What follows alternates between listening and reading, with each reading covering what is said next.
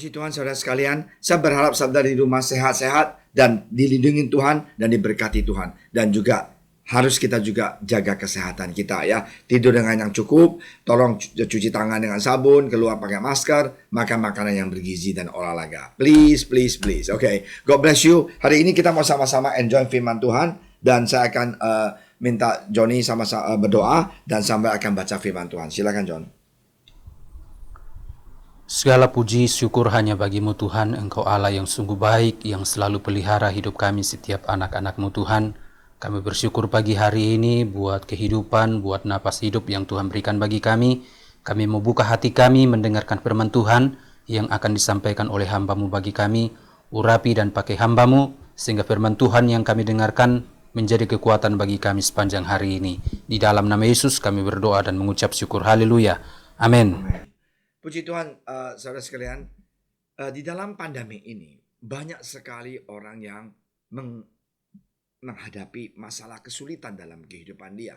Never and ever, tidak pernah terjadi dalam hidup mereka. Dan mimpi pun mereka tidak pernah bermimpi bahwa pandemi ini bisa mengganggu keluarga mereka, kesehatan mereka, kemungkinan usaha mereka, kemungkinan pola hidup mereka, dan lifestyle mereka.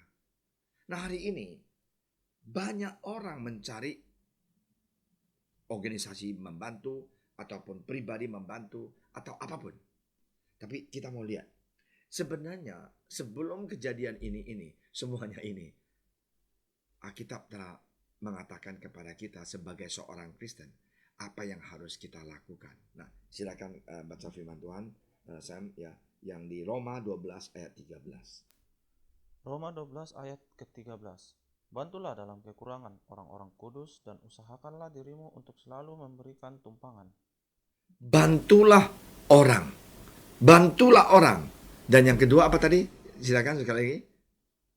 Ini bantulah orang ya. Itu bantulah saudara seiman kita. Terus Bantulah dalam kekurangan orang-orang kudus dan usahakanlah dirimu untuk selalu memberikan tumpangan. usahakan belajar untuk kita punya hidup memberikan tumpangan. Dengan kata lain, usahakan kita membantu orang lain. Ya, ini cerita yang benar. Ada satu orang telepon ke luangan radio Kristen. Dia mengatakan terima kasih Bapak yang penyiar itu, karena seminggu yang lalu dia telepon minta penyiar ini sampaikan ke orang-orang gereja bantu doa karena istrinya kena stroke dan dokter mengatakan harus operasi dan dia tidak tahu mau kemana. Dan dengan radio dia telepon minta orang pendeta ini membantu doa dan kirim nama istrinya itu ke gereja untuk didoakan. Dan seminggu kemudian semuanya jalan dengan lancar, operasi juga sukses. Dan apa yang terjadi? Dia telepon lagi ke radio itu. Dia katakan, waktu saya susah ini hampir seminggu, 10 hari lah ya. Dan saya nggak tahu mau cari bantuan di mana. Tapi terima kasih Bapak Pendeta ya, doa saudara-saudara seiman dan dukungan ya, kirimin ayat, kirimin makanan ke rumah sakit untuk bantu istrinya. Semuanya dia merasakan sungguh dikuatkan. Dan akhirnya dia memberikan kesaksian, terima kasih atas bantuan semuanya. Yang bantu dalam doa, bantu kirim makanan. Nah, hari ini saudara sekalian, inilah yang saya mau katakan. Bahwa kita hidup di dunia ini hanya sebentar. Dan kita harus mau memilih kemana kita harus mau investasi hidup kita. Apakah kita mau investasi ke hidup kita hanya kepada teman-teman yang tidak kenal Tuhan? Aku mengatakan bukan tidak boleh memiliki teman yang belum kenal Tuhan. Boleh. Saya juga banyak teman yang gak kenal Tuhan. Banyak sekali. Kita jangan picik jadi orang tidak mau berteman. Berteman sebanyak mungkin. Tetapi kita utamakan saudara-saudara seiman kita yang di gereja. Karena firman Tuhan mengatakan bahwa kita harus saling membantu, mentumpang tangan, dan kita yang tidak ada apa-apa, sehat, kita bantulah orang yang lemah. Yang ada uang, berikanlah berkat buat orang yang tidak ada uang. Yang tidak ada uang, berikanlah waktu untuk membantu. Di sana untuk berdiri bersama-sama saudara seiman kalau mereka itu dalam keadaan kesusahan. Jangan kita egois. Udah nggak punya uang, udah nggak mau bantu, bacotnya gede. Bicara terus negatif tentang gereja. Ini nggak mungkin, nah ini orangnya jahat, ini. Jangan. Marilah kita berubah. Alkitab mengajar kita, bantulah dalam kekurangan orang-orang kudus. Bantu itu bukan hanya uang kadangkala. Bantu itu satu WA. Bantu itu satu telepon. Halo bro, apa kabar? Kita bantu doa ya. Bantu itu bukan hanya mau, saya udah punya banyak deposito, tidak. Nah, ini pengajaran Alkitab. Katakan, usahakanlah dirimu untuk selalu memberikan tumpangan. Sekali lagi, tumpangan itu kadang-kadang adalah makanan. Makanan itu hanya, maaf ya, ayam goreng mentega dikasihin orang itu yang sakit. Ayamnya itu dimakan itu enak banget karena penuh dengan kasih. Jus itu, ya, dia sakit, kamu bikin jus buat dia. Jus itu berapa sih? Tapi orang itu merasakan, aduh saya sakit tapi puji Tuhan ada ya saudara yang kirim jus buat aku minum. Enak banget.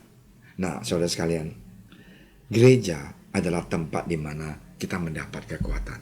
Gereja adalah tempat di mana kita dapat merasakan kasih sayang Tuhan Yesus. Gereja adalah tempat di mana kita bisa mendapatkan semangat di dalam kekecewaan kehidupan kita. So may the Lord bless you. Dan ingat, JSS adalah rumah Anda. JSS adalah di mana kita berkumpul. Kita saling berdoa, bukan gosip, bukan mau tahu urusan Anda. Bukan. Saya minta tolong, ada apa-apa sekarang dalam pandemi ini, kirim permintaan doa, kesusahan Anda. Kalau pribadi, WA ke saya pribadi, saya bantu dalam doa. Bantu dalam doa itu bukan mau tahu urusan Anda, bukan. Kita juga cukup sibuk. Tapi kita membawa permintaan Anda, penyakit Anda, masalah Anda di bawah kaki Tuhan. Tuhan, berkatilah saudara kami, Tuhan yang sakit. Berkatilah saudara kami yang belum ada kerjaan. Nah itulah yang kita minta kepada Tuhan. Kita membantu dalam apa? Dalam doa. Membantu dalam apa? Memberikan semangat.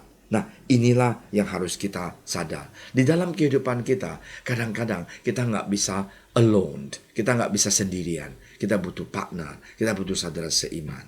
Ada orang bilang, alah pendeta kan nggak usah butuh kita ini nggak apa-apa. Tidak.